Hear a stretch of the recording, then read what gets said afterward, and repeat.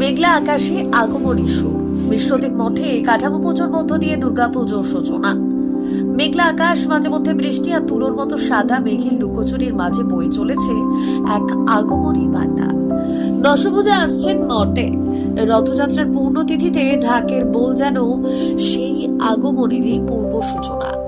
কালিয়াগঞ্জ ব্লকের বোচাডাঙ্গা অঞ্চলে নসিরহাট এলাকায় অবস্থিত বিশ্বদেব মঠে শুরু হলো সেই আগমনের প্রস্তুতি। দীর্ঘ ধারাবাহিকতা ও পরস্পরার আলোকে এদিন কাঠামো পুজোর মাধ্যমে সূচনা করা হলো বিশ্বদেব মঠের এবারের দুর্গাপুজোয়। স্বামীজি শিবাত্মানন্দ মহারাজের মন্ত্রোচ্চারণে অনুষ্ঠিত হয় কাঠামো পুজো।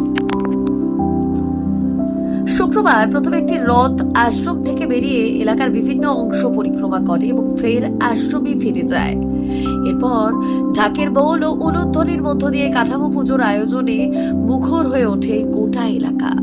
পুজো শেষে দেবী দুর্গার কাঠামো পাঠানো হয় মৃৎশিল্পীর বাড়িতে, যেখানে গড়ে উঠবে দশভূজার পূর্ণরূপ। বিশ্বদেব মঠে দুর্গাপুজো এবছর পদার্পণ করলো 14তম বছরে। যদিও এটি জাঁকজমকপূর্ণ বড় আয়োজন নয়, কিন্তু নিষ্ঠা, ভক্তি এবং আবেগে কোনো খামতি নেই। পুজোর 4টি দিন আশ্রমে ভক্তদের ভিড় চোখে পড়ার মতো হয়। আজ থেকেই বিশ্বদেব মঠে শুরু হয়ে গেল দুর্গাপুজোর 3 কোনা। হ্যাঁ, এই আজকের দিনটাকে ভগবান বিষ্ণুর একটা উল্লেখযোগ্য দিন ধরা হয়। সেই দিন উপলক্ষে আজকের দিনে যে কোনো কাজ করা যাবে সেটা আমাদের শুভ হয়। সেই শুভ রীতি অনুসারে যে আজকে আমরা এই কাঠামো পূজা করি, মানে আজকে থেকে মা দুর্গার পুজো স্টার্ট হয়ে গেল, পুজোর প্রারম্ভ হয়ে গেল আর কি।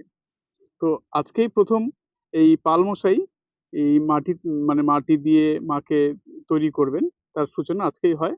আর এই ঋতু চক্র অনুসারে যে আজকের তিথিটা হচ্ছে, মানে এই যে এনভায়রনমেন্টটা, মাটির মূর্তি গড়ার জন্য একদম উল্লেখযোগ্য সময়। মানে তারও তো একটা রীতি প্রয়োজন হয়, সেই রীতিটা হচ্ছে এই সময়টাই হচ্ছে ঋতুচক্র হিসাবে। হ্যাঁ, রথযাত্রার পুণ্যতিথিতেই এই দিনটাও শুভ, এবং এটা আমাদের আদি পরম্পরা সব ওই হিসাবেই চলে এসছে। আর আমরা সেই দিনটাকে অনুষ্ঠানের সাথে ধুমধামের সাথে এটাকে আমরা পালন করি। বিশেষ প্রতিবেদন, উত্তর বাংলার সংবাদ।